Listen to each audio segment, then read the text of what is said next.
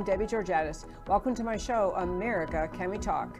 Today, we're going to talk about Abraham Lincoln, BLM, and SJW, Obama, Soros, the New York Times, and reparations, Vindman is no victim, and BLM, Allahu Akbar, and the communists merge. And of course, I'll tell you why these stories matter to you. Stay tuned. I am America, one voice, united we stand. Debbie Georgatos, host of America Can We Talk, is an author, attorney, and political analyst whose mission is to inspire the American political conversation about preserving liberty in the best country on earth. America Can We Talk is sponsored by GC Works, a Dallas-based company performing advanced technology research in the oil and gas industry. And welcome again to America Can We Talk and to today's First Five. I'm Debbie Georgatos. I want to talk about some tender things today, tender and deeply concerning things related to where we are in this country in the year 2020 on race relations and the issues of reparations and how we move forward in this very challenging time. I want to start by talking with you about back in the era of Abraham Lincoln. Abraham Lincoln, the very famous debate he had when he was running for president with Stephen Douglas. And so the Lincoln-Douglas debates had huge consequence in America. And in those debates, Douglas used the argument to support slavery by quoting language that actually came from a Supreme Court decision. In the Dred Scott decision, where the Supreme Court essentially upheld slavery, but the point of what Douglas was quoting was this. Douglas was using language from the Dred Scott decision of the Supreme Court to support slavery, and he said in the debate with Lincoln, using the language again from Chief Justice Taney in the Dred Scott decision, that black people were never included in the principle that all men are created equal. That phrase, all men created equal, and the famous phrase in the Declaration of Independence, really just meant that all British subjects residing in America were equal to the British subjects living in Britain. With that narrow understanding, narrow interpretation of all men created equal, Stephen Douglas was able to argue, hey, look, the Supreme Court even said it in the Dred Scott decision. But Abraham Lincoln had some commentary I want to share with you. It's extremely relevant to what we're facing today in our country. Abraham Lincoln spoke back in July of 1858. So this is before the Civil War. He spoke at a celebration leading up to July 4th. There was a July 4th celebration a few days early. He spoke in Chicago. And Lincoln said he remarked on that day that the celebration reminded him of the good done in the Revolution, or how it was done, and who did it. But he pointed out as well that most of the people now celebrating, so they're in 1858, the Declaration was 1776, so he's into 1858, he's saying most of the celebrants there sprang from families who had come to America much later. He said, perhaps half of our people are not descendants at all of these men, these British founders of America. There are men who came from Europe. They're German, Irish, French, Scandinavian. Men that have come from Europe themselves or whose ancestors have come hither and settled here, finding themselves our equals in all things. The point he was making, and he went on to elaborate, was the idea that the language about all men created equal in the Declaration of Independence could not have meant what the Supreme Court had said in the Dred Scott decision, could not have meant what Stephen Douglas said they meant, although he hadn't said it yet, but how he would use that language. And he went on to say, these people look at the country. He said, if those people look back to trace their connection with those days of our founding by blood, they find they have none.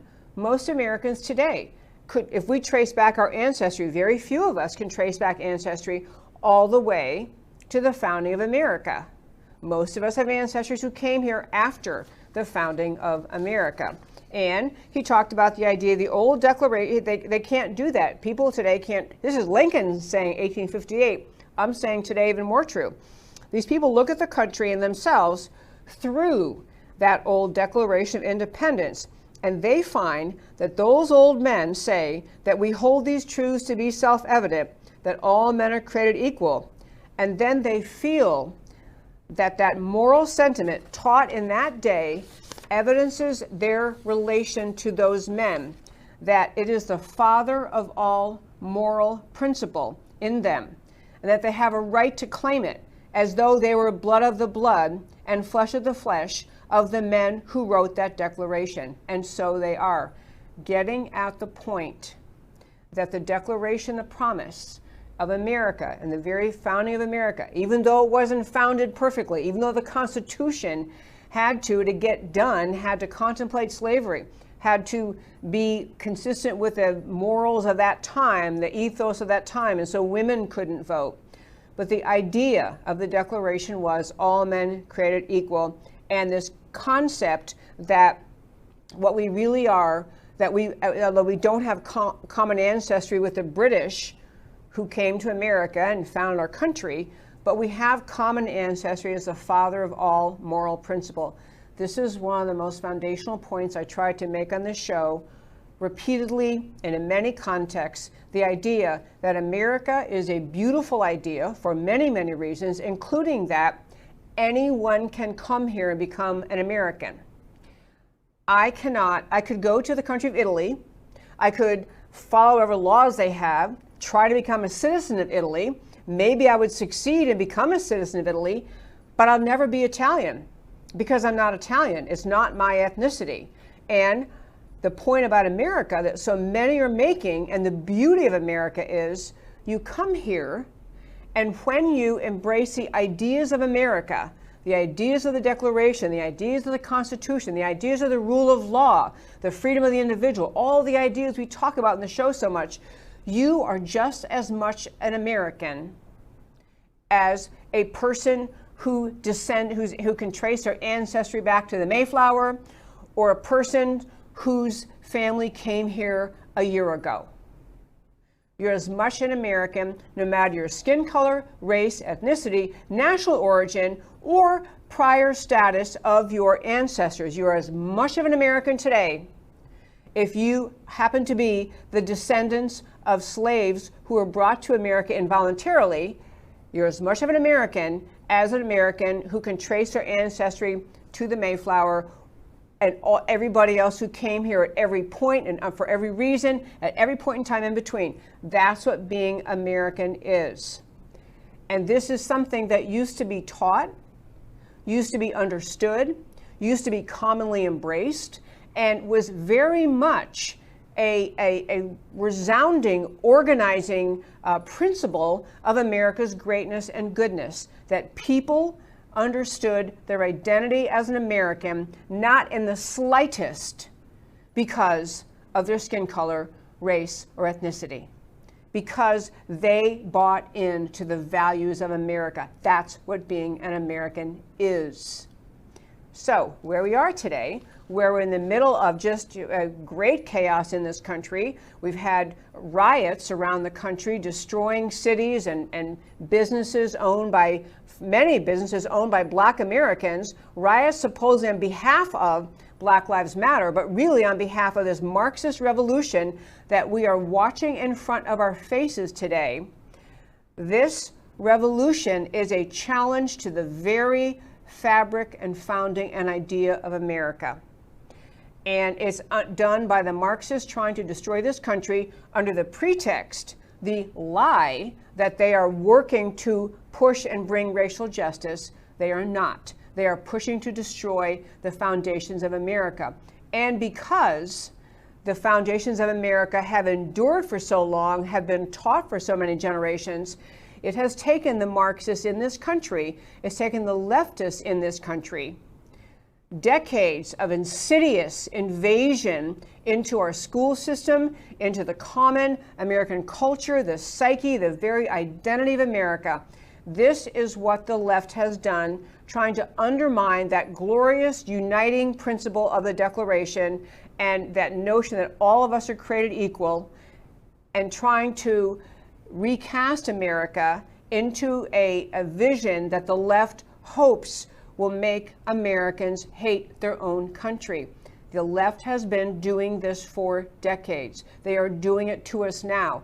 Leftists in this country, anti-American leftists, Marxist, socialist, communists, Antifa, whatever you want to call them, they're on a mission to cause Americans to hate the idea of America, because they want, and to do that, they are twisting and turning and contorting the idea of America. They are intentionally creating racial tension in our country, intentionally trying to make people define themselves by their race, define themselves by a hyphenated name, by their race, stick them in a silo and say, that's who you are, that's all you are. You have no value and no identity outside of this assigned race we are giving you, this assigned category. That is the mission of the left. They've been at it for decades, and that's what I want to dive into and talk about. And in closing out this first five today, I want to make the point that you can watch the riots in our country and think, okay, well, the Marxists have gone kind of crazy, and Antifa's kind of crazy, and Antifa, we talked about yesterday with Gordon Chang on this show, Antifa and the far left in this country very much being fed by the Communist Party of China, very much being fed by them. I mean, supplied with ideas and money. The incredible unrest in our country is not genuine. It is not motivated by anyone who understands the idea of America. It's a very dangerous time in our country. It's a time when the enemies of our country, I mean by enemies China, as well as enemies internally in our country, who've always hated the idea of America, are working to bring it down using race as a pretext. And you may sit and think, well, I'm pretty safe from it. You know, right now there's this kind of Marxist mess, or this kind of, you know, riots in the streets mess, but it's okay. It's not in my neighborhood. It's not taking away my business. It's not yet hurting my family. But you have to understand, these people are not simply about making small changes in little pockets of America. They set up that Chaz Chop area in Seattle. They've tried it in other areas, but they're not just about little bits and pieces of America, but otherwise leaving the fabric of America's strength and goodness intact. It is ultimately about undermining the whole idea of America. So even today, even if it hasn't hurt you yet, even if you're sitting home thinking, well, I sure can't wait till the fall elections come, and I hope President Trump wins, and as long as Trump wins, and maybe we retake the House, and we hold on to the Senate, everything will be okay again. You have to understand this is an intentional revolution, an intentional overturning of all that America is. They will come for you eventually. They will come for your freedom. They will come for you and your property and your freedom and your individual rights. All of that is on the table in this election. And all of it's on the table as far as these Marxist leftists are concerned, fair game in their mission to literally undo the American Revolution and bring America to a country back to being a country ruled by tyranny instead of by the tyranny of King George, by the tyranny of the radical left that believes that is their right and their privilege, their determination to do, to remove the freedoms America was founded on and to insert their tyrannical government in this country. That's what's on the ballot in 2020. And that, my very fine friends, is today First Five. Well, you know, I talked about in the opening five, I want to talk about how we got here, and I want to just put some pieces together, how we got here, that we could actually have this level of racial tension in this country, this level of unrest, this level of determination to spread, to eviscerate freedom, to eviscerate the capitalist system, eviscerate free markets, push socialism and communism as norms, as things that are reasonably on the playing field in America, that are legitimate topics of conversation in America. We're actually having conversations like this in America, whether or not we want to become socialist / communist, whether we're okay with the cultural Marxism taking over this country. I want to lay some groundwork for how we got here. One I've talked about quite a bit, and that groundwork just is that the Communist Party in China, originally the Communist Party, the very beginning communists that came out of Marx and Engels, the Communist Party came to America, at least in the 1920s, and they set out to say, how are we going to take over America and get rid of this, evil, what they thought of as evil capitalists and people who live in freedom and have free markets and have capitalism? How are we going to destroy it?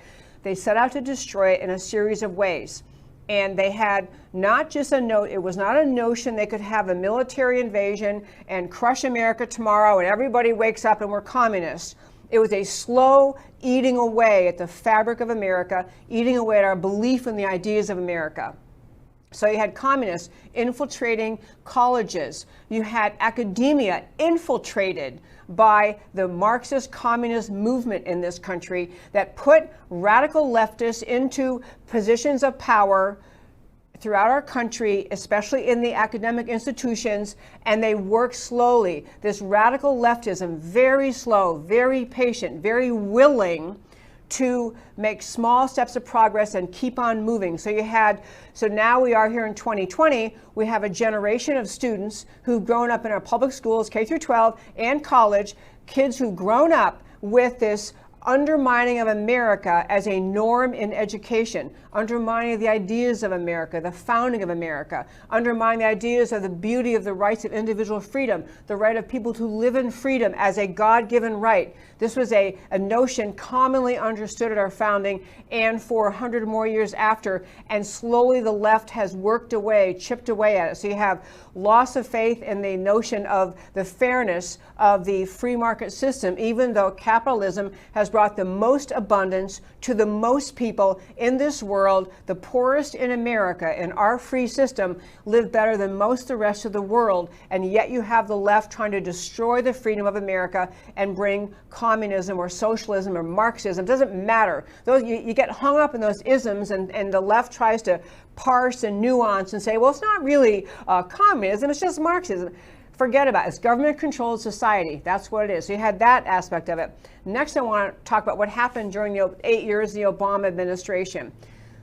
President Obama is a very radical leftist. He ran in the only party he could run in, the Democrat Party. He's a very radical leftist.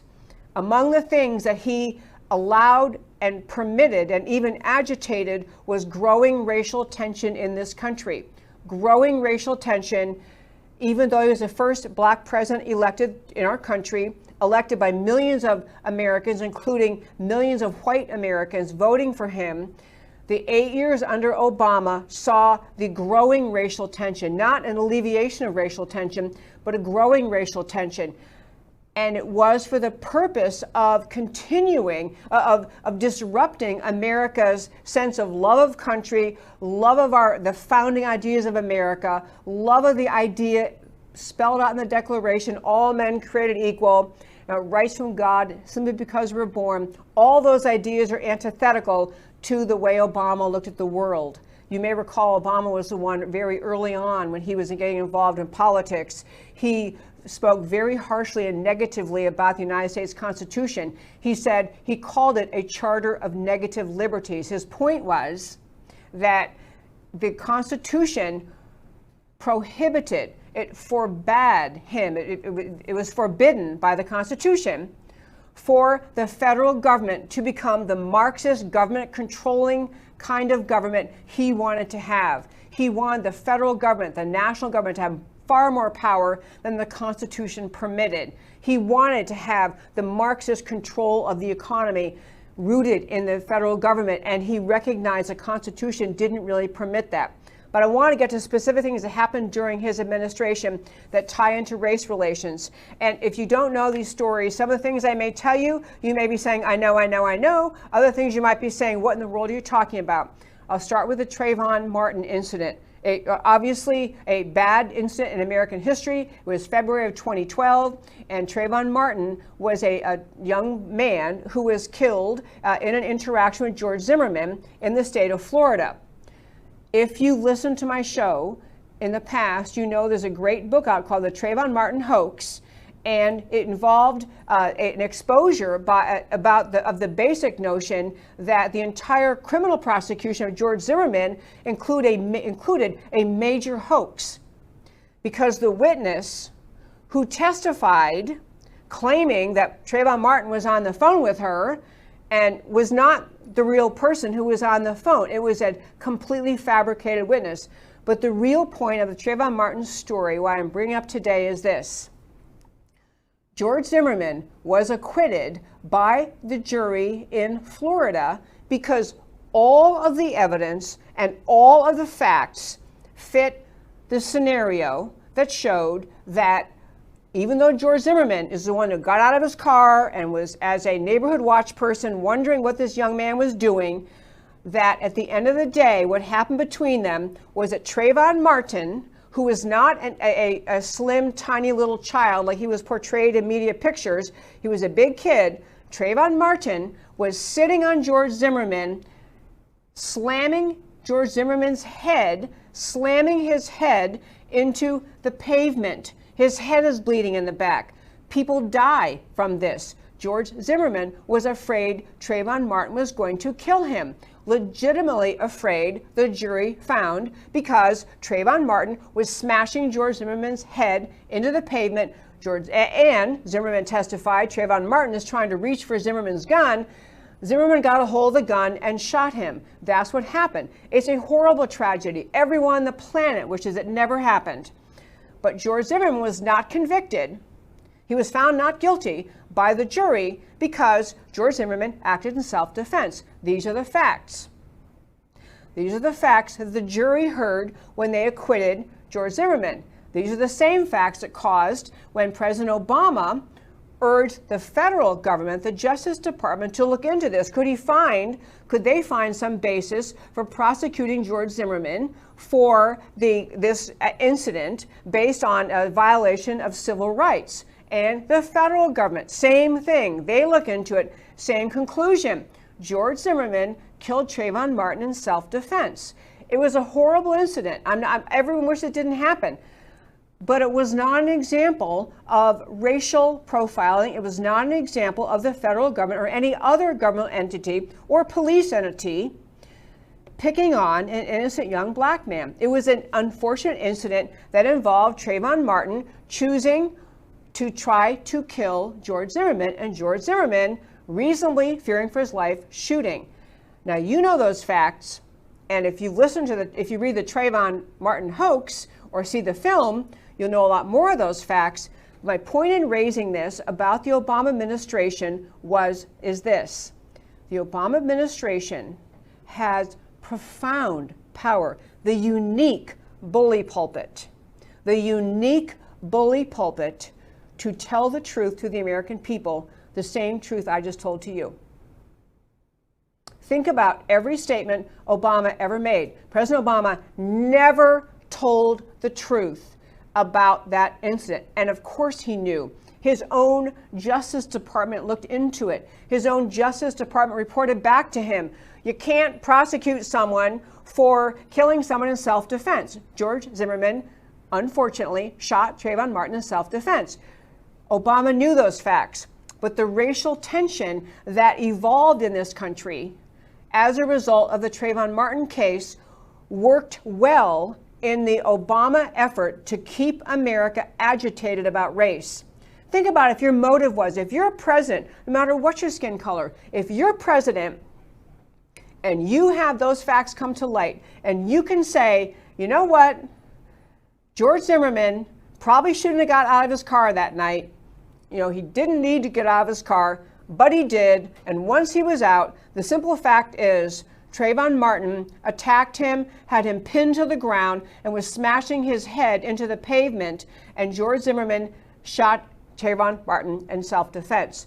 If you were the president and you wanted race relations to heal, if you wanted the people to have those facts so that they could understand what happened, you would tell the public. But everything Obama ever said about that case, everything was designed to perpetuate the lie that the prosecutors tried to put forward and that the radical left tried to put forward about Trayvon Martin being an innocent young boy who was shot for no reason at all by a stranger in the dark and at nighttime in some neighborhood in Florida. That narrative fit the effort of the people who try very hard to keep America divided, who want racial tension.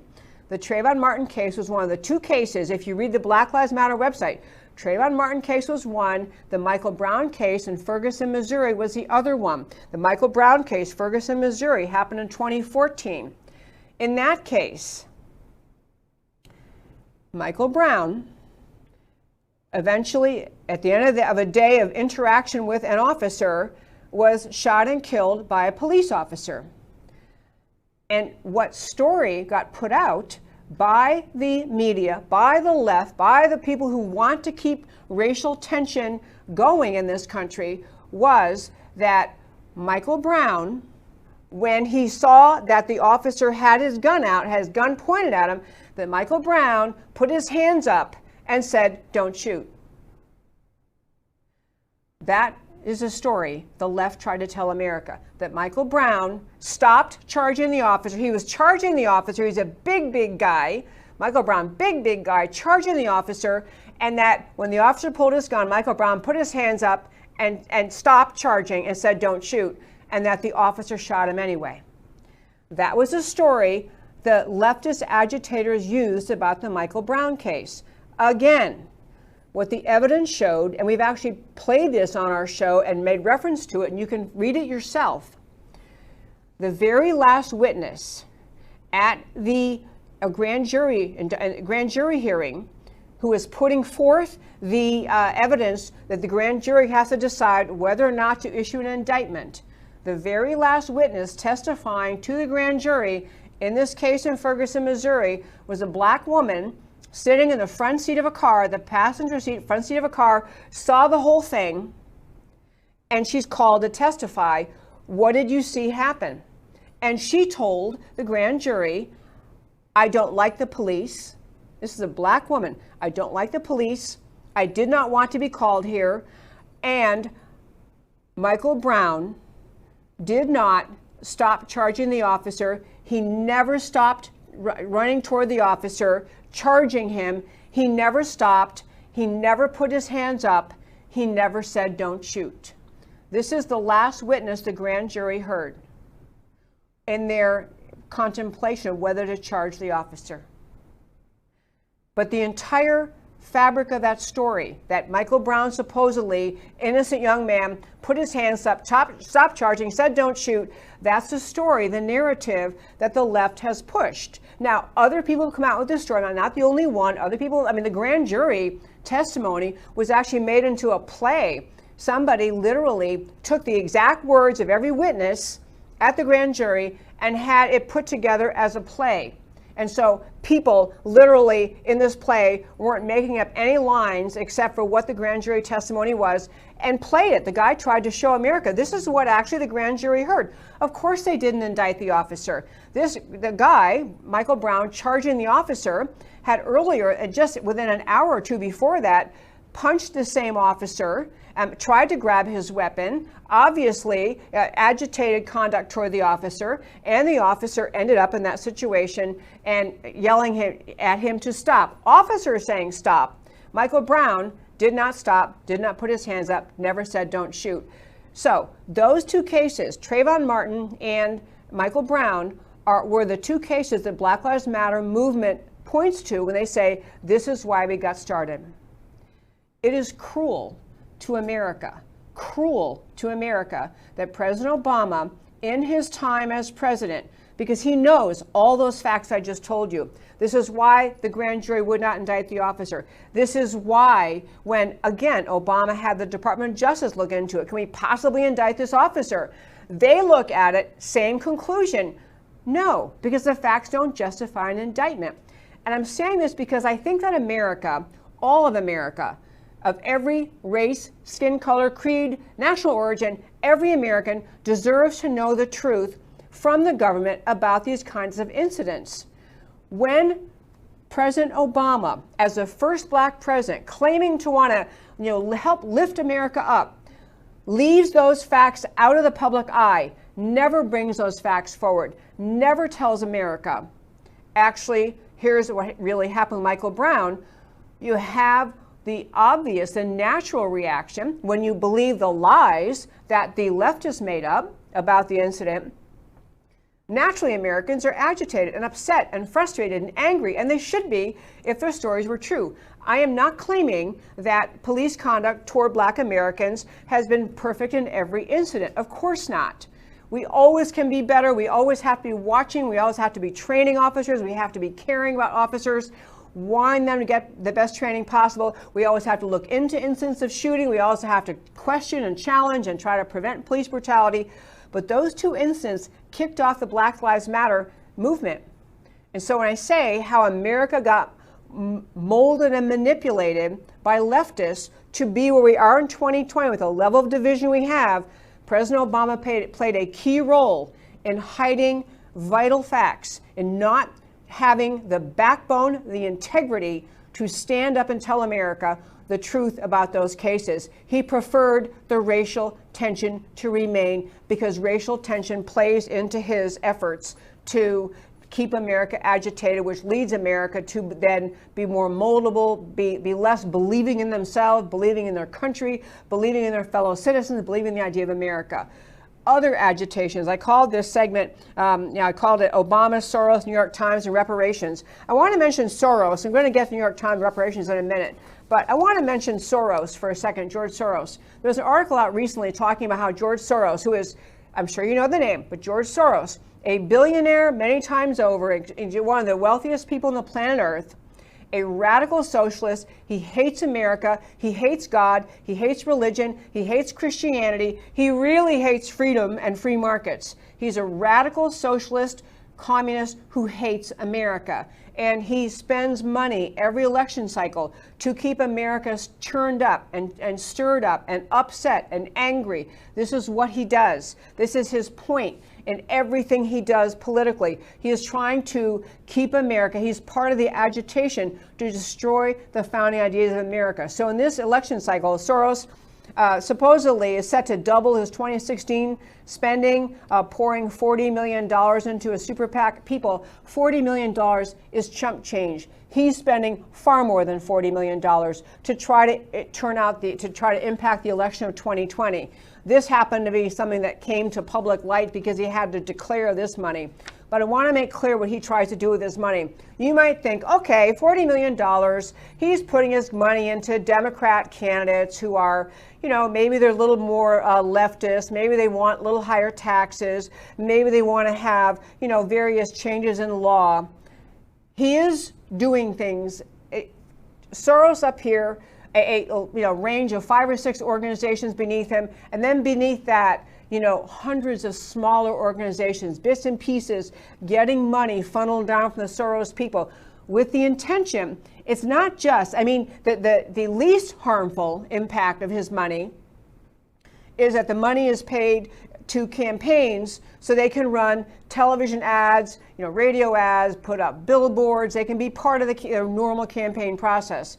But far more insidious and sinister and ongoing is the Soros effort to foment unrest, to foment dissension, to foment distrust among the American people in their government. He tries very hard. He's part of the effort of the leftist mission to destroy this beautiful, great, glorious country with his efforts to undermine the American people, their trust in the system, their trust in the very founding ideas of America. Very radical guy, funds Black Lives Matter, which he is fully aware is a Marxist effort, funds radical organizations of all kinds in this country, and he continues this agitation. And the money he spends continues the agitation on American campuses, in media, in Hollywood, in entertainment. The whole mission of destroying the idea of America. Soros has a big part of it.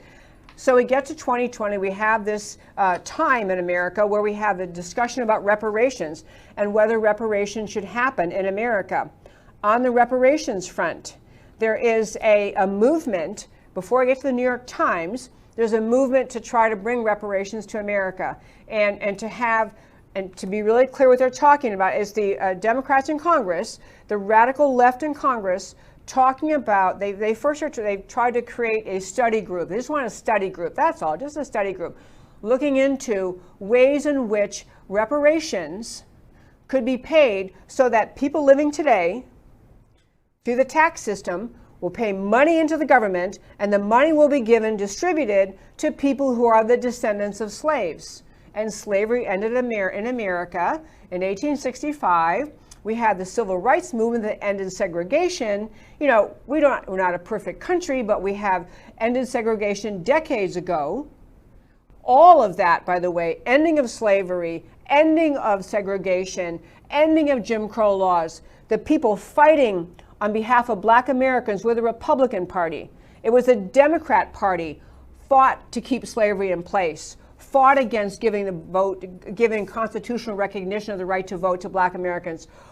The Democrat Party is the KKK. The Democrat Party were the ones pushing the Jim Crow laws. The Democrat Party were not the people behind the Civil Rights Act and the Civil Rights Movement and the Civil Rights Act. It's the Republicans that did all of that. So getting around to where we are today, you have the radical leftists trying to push for reparations, trying to say that our government should set in place a program, a system, where you're going to be able to get reparations if you can show you're a descendant of slaves.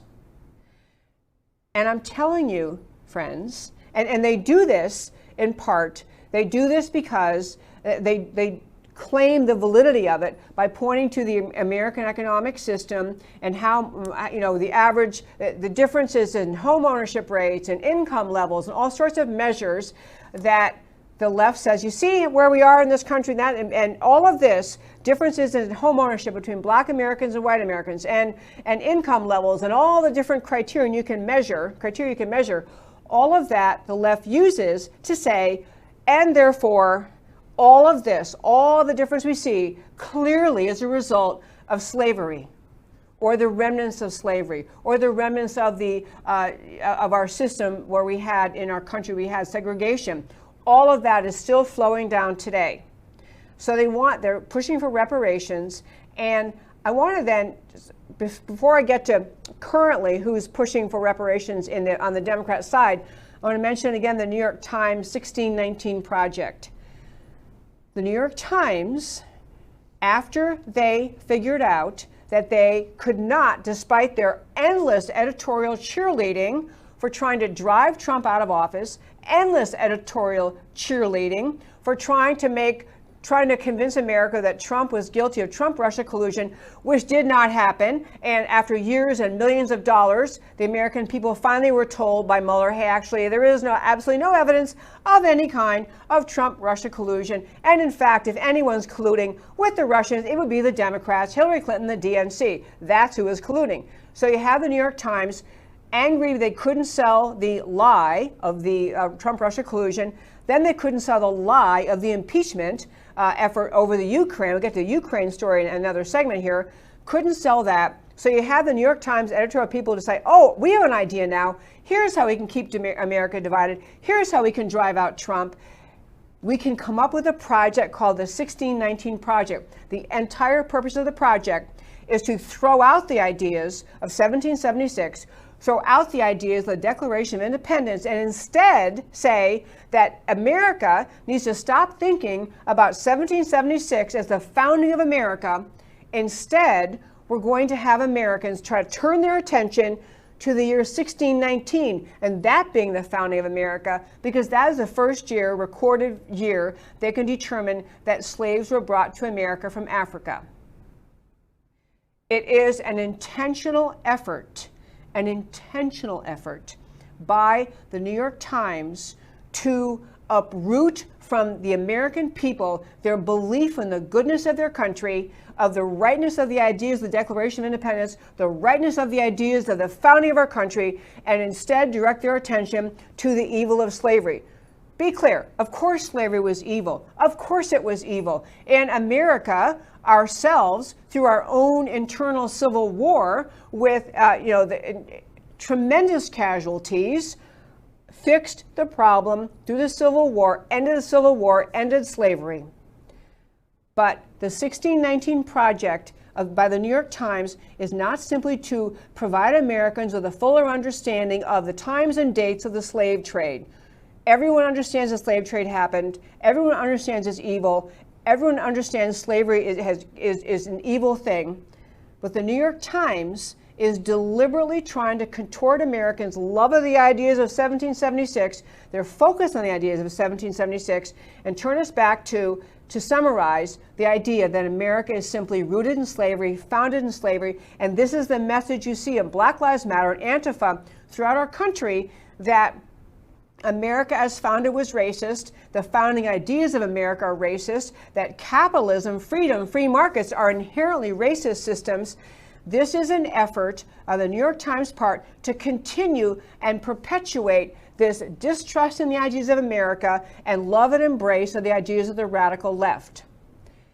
And back to Obama for a moment. I wanted to say, Obama, in addition to what he did in not speaking up about the truth about Trayvon Martin and the truth about Michael Brown, was not willing to be forthcoming. He thought, in the 8 years he sat there in Washington, he thought he was actually putting in place many pieces moving toward the fundamental transformation of America.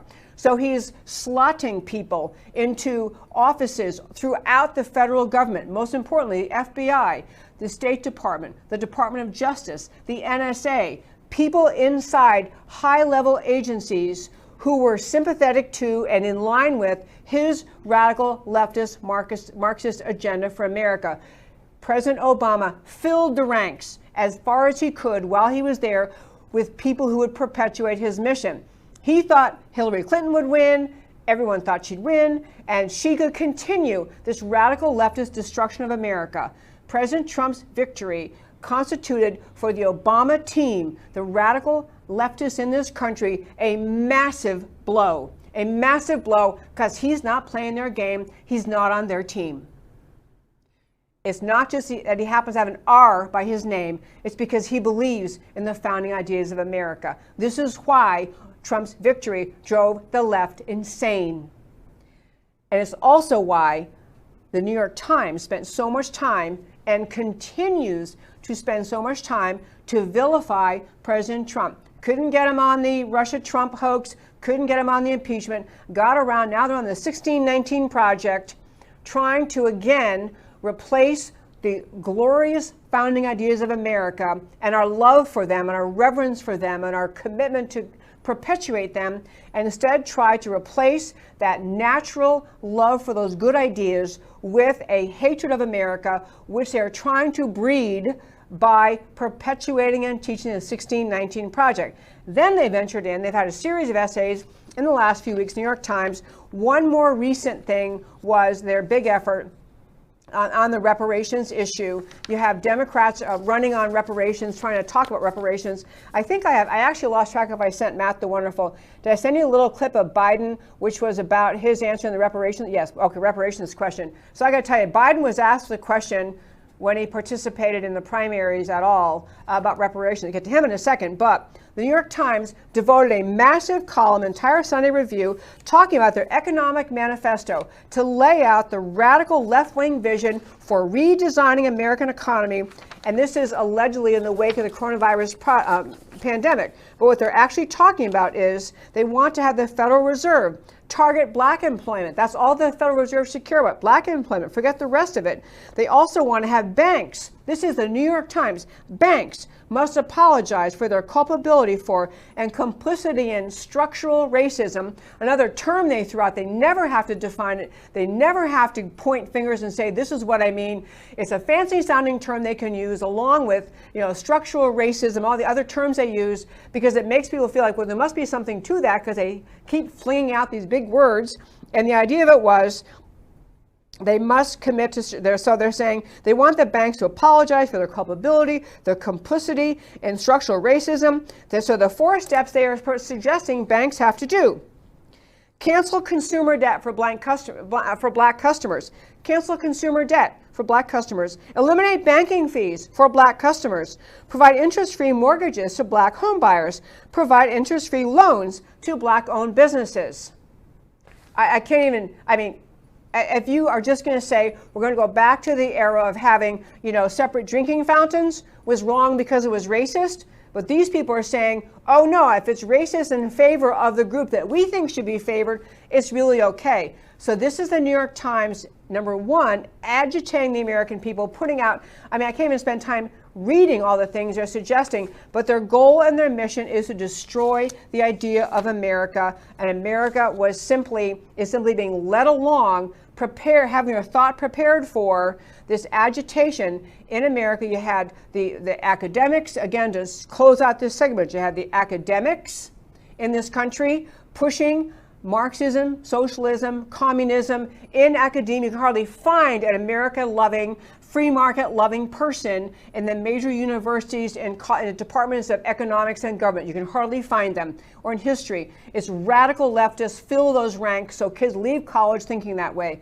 And then you have the cultural, all of the efforts that the Communist Party made to have the cultural pieces of our country, the fabric of our country, filled with communist leftist ideas. And you have President Obama weaving racial dissension and discussion and division, refusing to be honest about the progress made in America.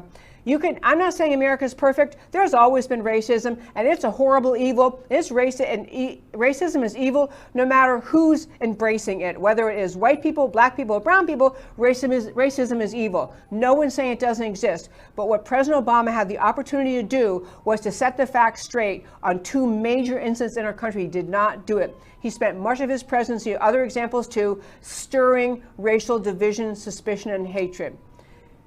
So then you have the New York Times participating in this, also stirring up the 1619 Project. Forget about the founding ideas of America, all the great things that Abraham Lincoln was trying to talk about in Lincoln-Douglas debates. Now we're going to focus on America's evil. This is fomenting and bringing about the destruction of America, a very, very, very dangerous and horrible time in America. So that's what we're really watching in this country. If you want to understand, if you want to look at the incidents that happen in this country and the way they're reported, recognize as you read stories, especially in places like New York Times, Washington Post, recognize the mission of the left is forever and always to divide America. It is never to unite America around those ideas which, as we talked about in the first segment, Abraham Lincoln was pointing out. The ideas of all men created equal meant everybody. Rights to us from God meant for everybody.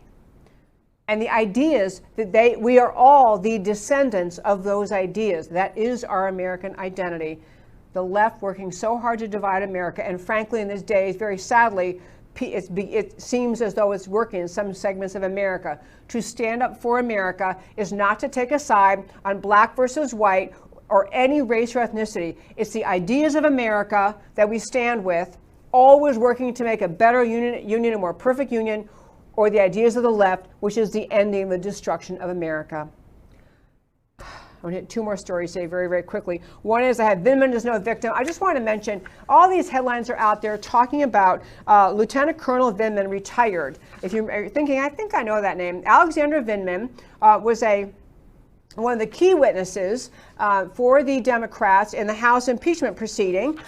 He was in the National Security Council, and he was in the office when President Trump was talking with the Ukrainian president. And so you had Vindman in the White House listening to the conversation with President Trump, who's on the phone with the Ukrainian president, and that conversation gave rise to the Democrats' next effort to try to get rid of President Trump after the Trump-Russia collusion hoax flopped. You have the Democrats going for impeachment based on this conversation with the Ukrainians. And I will just tell you that this guy, Vindman, is now retiring. He said he feels he's been forced out. So, and I'm going to get to him in a minute, but he feels he's been forced out. He finally retired because he said, I can't move forward. President Trump is blocking me. He's blackballed me.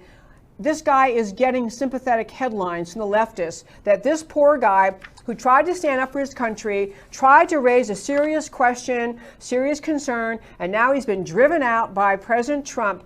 Vindman is an example of the problem that we had in our country after Obama.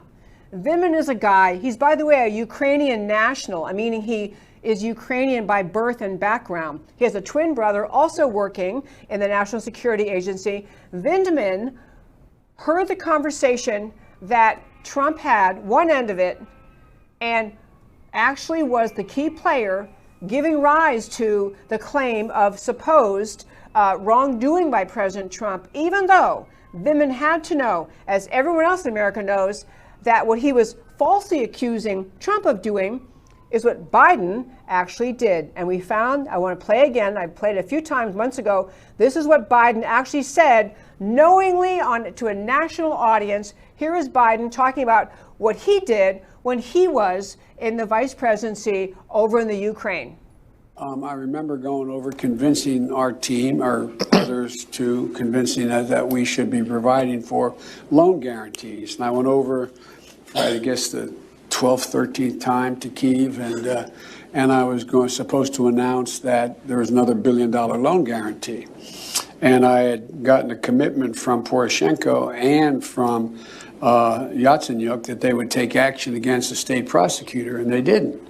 So they said they were walking out to press conference. I said, no, I said, I'm not going to, we're not going to give you the $1 billion. They said, you have no authority. You're not the president. The president said. I said, call him. I said, I'm telling you, you're not getting the $1 billion.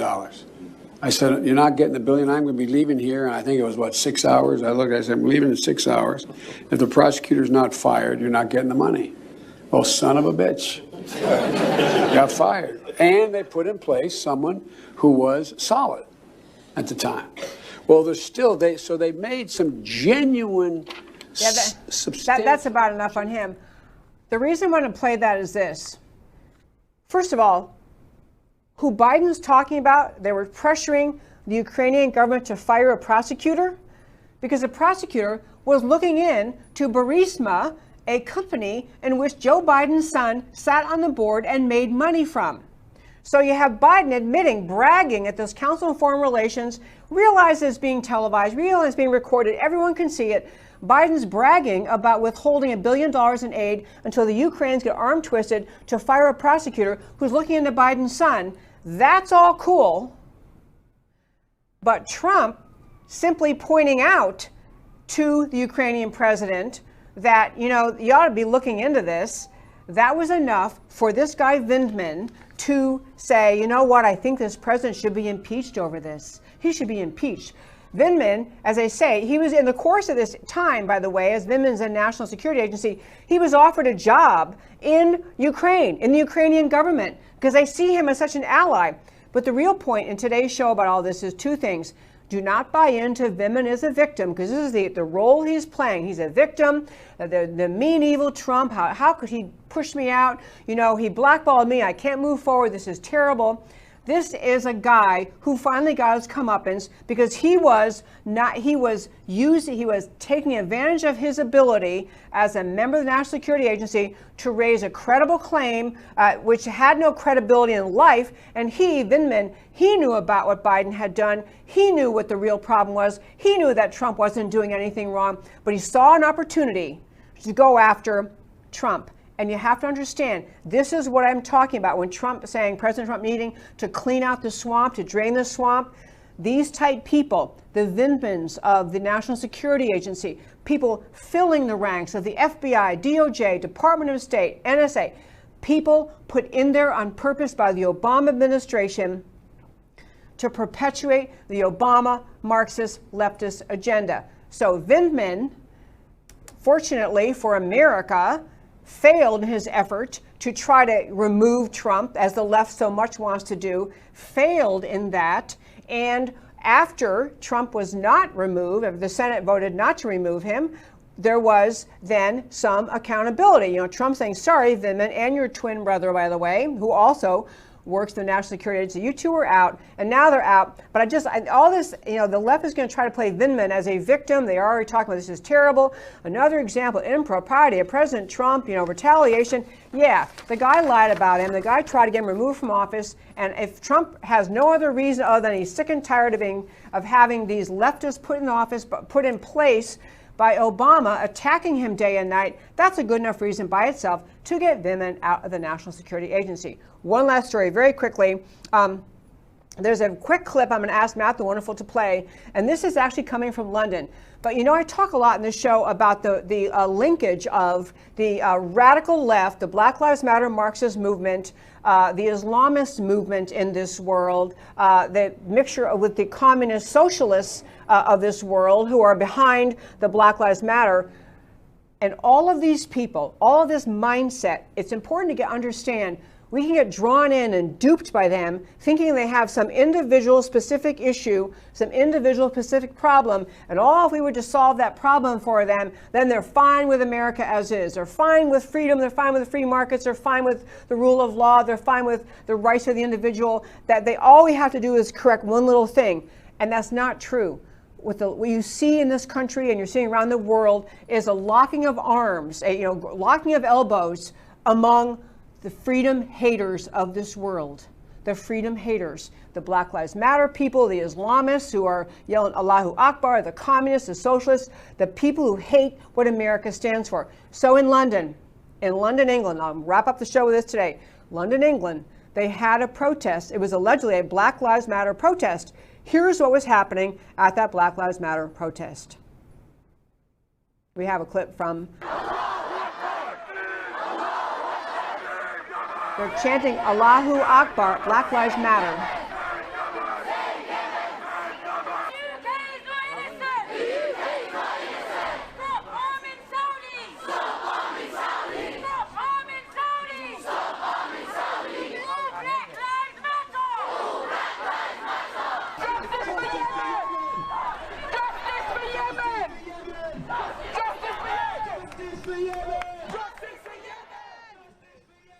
Okay, I'm just making the point.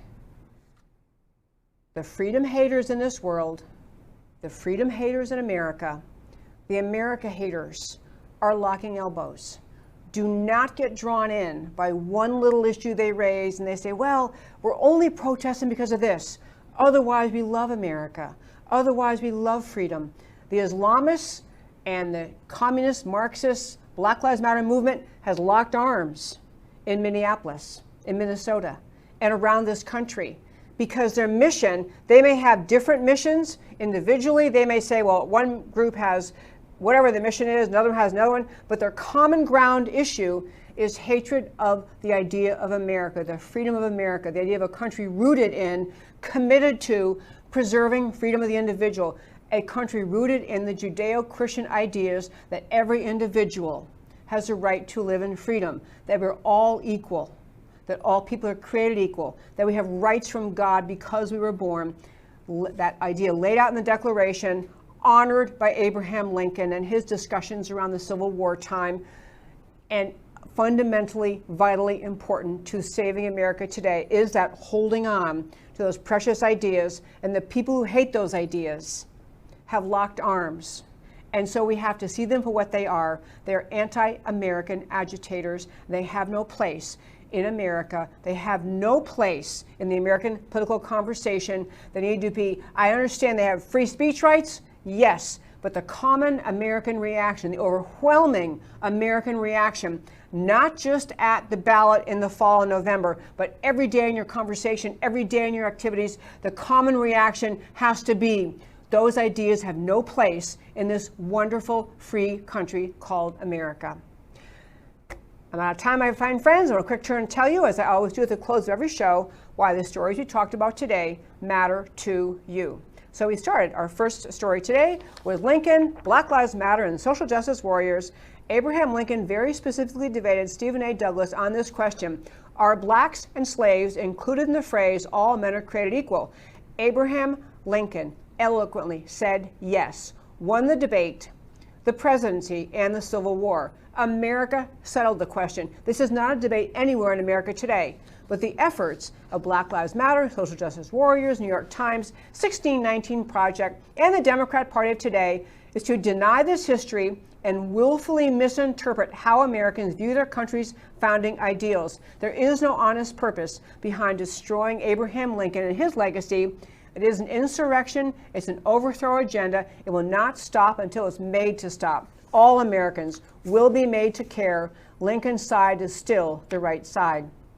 And Obama, Soros, the New York Times, Obama was and is a radical leftist. He worked 8 years in support of his worldview, disguised his radical views from the American people, but implemented them relentlessly. Obama railroaded socialized medicine, Obamacare, through Congress, despite opposition by the American people.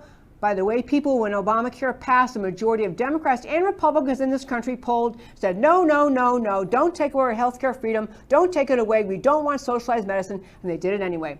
Obama fomented racial tension despite truth being known by Obama and Holder about Trayvon Martin's death did not involve race or the police. It was an act of self-defense. And about Michael Brown's death did not involve hands up, don't shoot. Soros is doubling down on publicly disclosed spending in 2020, $40 million, spending vastly more on that in his psych-op type spending, mental manipulation.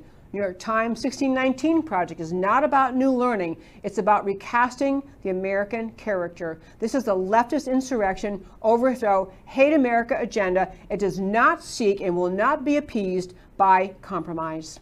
And finally, Vindman is no victim. Vindman, merely an illustration of Obama's impact. 8 years of leftist appointments, infiltration, including the National Security Council. No respect for American constitutional structure. Elected president makes policy, brazenly accused Trump of doing what Vindman knew Biden did. Vindman is not a victim, and he is most definitely not a hero. His actions serve the radical left, not the United States of America. How many more Vindmans are still in the Department of Defense, Department of Justice, and other federal agencies? A Trump second term must include a massive clean house effort. And finally, the Black Lives Matter, Allahu Akbar, communists merge. A UK demonstration includes all the following chants: Black Lives Matter, Allahu Akbar, end capitalism.